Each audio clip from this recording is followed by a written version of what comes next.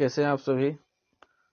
आज हम आप लोग के लिए लाए हुए हैं क्लास 10th के सामाजिक विज्ञान विषय से इतिहास चैप्टर है, जिसका पहला चैप्टर है सामाजिक यूरोप में राष्ट्रवाद।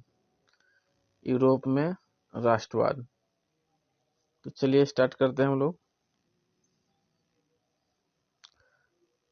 जर्मनी में जर्मन राइन राज्य का यानी जर्मनी में राइन राज्य का निर्माण किसने किया था? तो आंसर है नेपोलियन बोनापार्ट। यूरोप में राष्ट्रवाद की पहली स्पष्ट अभिव्यक्ति कब हुई थी? यूरोप में राष्ट्रवाद की पहली स्पष्ट अभिव्यक्ति कब हुई थी? तो आंसर होगा ए 1779 में 1789 की फ्रांसीसी क्रांति के समय। फ्रांसी क्रांति थी, फ्रांस की क्रांति जो हुई थी, फ्रांसीसी क्रांति जिसे कहते हैं 1779 में। यूरोप का मरीज किसे कहा जाता है? यूरोप का मरीज तुर्की को कहा जाता है। यूरोप का मरीज तुर्की को कहा जाता है। अगला प्रश्न है मेटरनिक का पतन किस वर्ष हुआ था? मेटरनिक का पतन 1848 ईस्वी में हुआ था। मेटरनिक का पतन यानी उसके साम्राज्य की समाप्ति, उसके जो है कि उसका राजस्व जो शासन व्यवस्था पर प्रभावित हुआ था, उसका वो था 1848 में। फ्रांस में किस शासक वंश की पुनर्स्थापना वियना कांग्रेस द्वारा की गई थी? किस शासक का, किस साम्राज्य का जो है वियना के थ्रू, वियना जो सम्मेलन हुआ था कांग्रेस उसके द्वारा हुआ था, तो वो है बुर्बो वंश का, वो होगा बुर्बो वंश का। इटली और जर्मनी के एकीकरण के विरुद्ध निम्नलिखित कौन सा देश था? इटली और जर्मनी के निम्नीकरण के विरुद्ध में निम्नलिखित कौन सा देश था? तो वो देश था हमारा ऑस्ट्रिया था। मेजनी का संबंध किस संगठन से था? मेजनी का संबंध जो था वो था कार्बोनारी संगठन से था मेजनी का संबंध। अगला है जार्लविन संस्था जो है, जाल्वेरिन एक संस्था थी। कैसी संस्था थी? तो ये थी व्यापारियों की संस्था थी। जार्लविन एक संस्था थी जो ये व्यापारियों की संस्था थी। 1829 की एड्रियानोपुल की संधि किस देश के साथ हुई थी? एड्रियानोपुल की संधि जो है कि तुर्की के साथ हुई थी। एड्रियानोपुल की संधि तुर्की के साथ हुई थी। काउंट काउर को विक्टर एमेनुअल ने किस पद पर नियुक्त किया था? काउंट काउर को विक्टर एमेनुअल ने प्रधानमंत्री के पद पर नियुक्त किया था, प्राइम मिनिस्टर बनाया था। गरिबाल्डी पेशे से क्या था? गरिबाल्डी पेशे से एक नाविक था। गरिबाल्डी पेशे से एक नाविक था। अगला प्रश्न है इटली एवं जर्मनी वर्तमान में किस महादेश के अंतर्गत आते हैं? इटली एवं जर्मनी वर्तमान में तो ये यूरोप महादेश में है। इटली एवं जर्मनी। रक्त एवं लौह की नीति का अवलंबन किसने किया था? रक्त एवं लौह नीति, यहाँ बलबन नहीं, यहाँ पर जो है कि यूरोप में राष्ट्रवाद से जुड़ा हुआ रक्त और लौह नीति तो हो जाएगा इसका बिस्मार्क। यूरोप वासियों के लिए किस देश का साहित्य एवं ज्ञान प्रेरणा स्रोत रहा है? यूरोप वासियों के लिए तो ये यूनान का जो है कि साहित्य जो है और ज्ञान जो है कि प्रेरणा स्रोत रहा है। फ्रैंकफर्ट की संधि कब हुई थी? फ्रैंकफर्ट की संधि जो है 1871 ईस्वी में हुई थी। फ्रैंकफर्ट की संधि 1871 में हुई थी। अगला, किस युद्ध के बाद जर्मनी का एकीकरण हुआ? इस युद्ध के बाद जर्मनी का एकीकरण हुआ? तो जर्मनी का एकीकरण जो है कि सूडान युद्ध के बाद यानी सूडान युद्ध के बाद हुआ था। यंग यूरोप की स्थापना किसने की थी? यंग यूरोप की स्थापना मेजनी ने की थी। यंग यूरोप की स्थापना मेजनी ने की थी। यंग इटली की स्थापना किसने की थी? यंग इटली की स्थापना जो है कि मेजनी ने। अगला है सीडान का युद्ध कब हुआ था?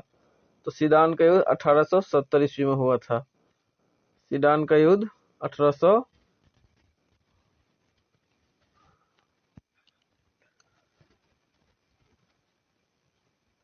नेक्स्ट सीडान का युद्ध 1800 जो है कि 70 में हुआ था।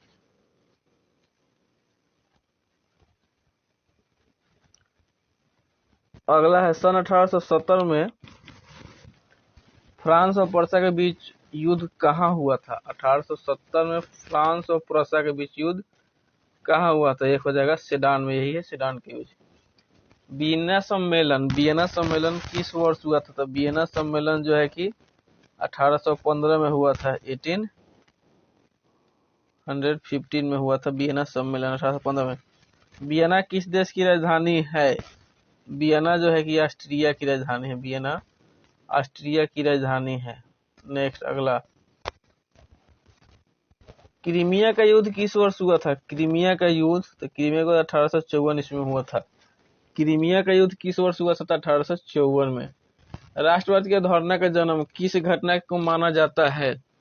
राष्ट्रवाद की अवधारणा का जन्म किस घटना को माना जाता है?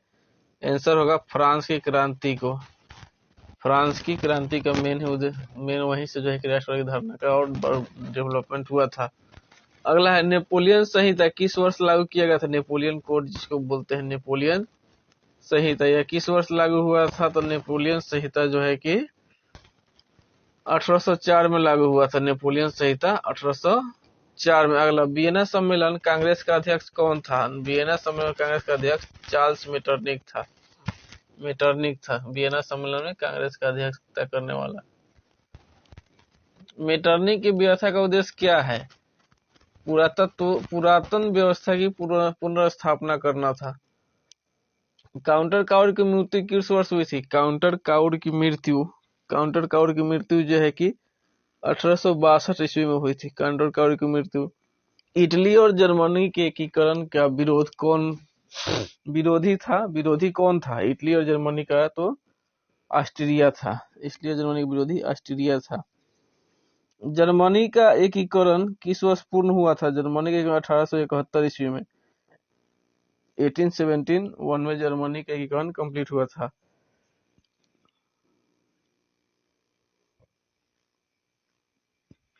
लाल कुर्ती का गठन किसने किया था? लाल कुर्ती का गठन जो है गैरिबाल्डी ने किया था। लाल कुर्ती का गठन गैरिबाल्डी ने किया था। जालवेराइन संघ की स्थापना कब हुई थी? किस वर्ष हुई थी? जालवेराइन संघ की स्थापना जो है कि 1834 में हुई थी। गास्टिन की संधि किस वर्ष हुई थी? गास्टिन की संधि 1865 में। गास्टिन की संधि 1865 में। यूरोपीय सभ्यता का पालन किसे कहा जाता है? यूरोपीय सभ्यता का पालना किसे कहा जाता है? तो यूनान को। यूरोपीय सभ्यता का पालना यूनान को कहा जाता है। नेक्स्ट, एड्रियानोपुल की संधि किस वर्ष हुई थी? एड्रियानोपुल 1829 में। एड्रियानोपुल की संधि 1829 में। सीडान का युद्ध किनके बीच हुआ था? सीडान का युद्ध जो है कि फ्रांस और प्रूसिया के बीच हुआ था। फ्रांस और प्रूसिया। किस वर्ष यूनान को एक स्वतंत्र राष्ट्र घोषित किया गया था? यूनान को 1832 में। यूनान को एक स्वतंत्र राष्ट्र घोषित किया था 1832 में। इंडिपेंडेंस को नेशन या कंट्री के रूप में तो 1832 में किया गया था। किस संधि द्वारा जर्मनी का एकीकरण हुआ था? किस संधि द्वारा? तो फ्रैंकफर्ट की संधि द्वारा जर्मनी का एकीकरण हुआ था। हंगरी की राजधानी कहाँ है? तो हंगरी की राजधानी बुडापेस्ट। हंगरी की राजधानी। गीजो कहाँ का प्रधानमंत्री था?